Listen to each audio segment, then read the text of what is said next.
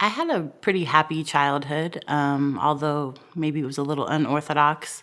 My father was incarcerated until I was about 14. I would get in trouble at school and skip school, have parties, things that my mom and my stepdad didn't approve of.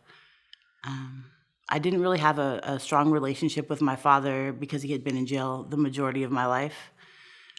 I knew him and I had visited him some, and he had wrote letters and such, but I didn't have a close relationship with him. And so when I was getting in trouble in high school, my mom sent me to live with him on a Seventh-day Adventist dairy farm, which was quite different from what I had been used to doing. So I lived there with him, and I feel like because they sent me to live with him, that was a punishment because I was getting in trouble. So I still didn't really get to have a good relationship with him because I was in trouble, and it was even more strict than I was used to.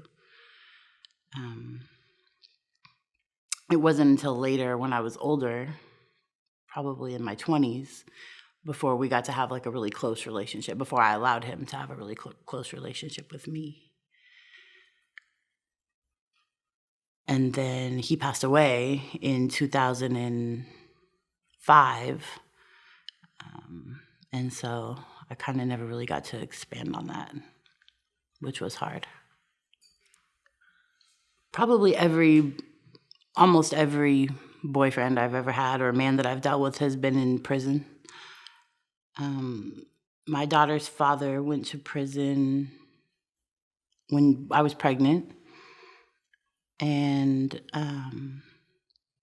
I've had various friends, family members, just people in general that have been in prison. So from an early age, I had to learn how to send money or visit or send cards or whatever, however I could be helpful.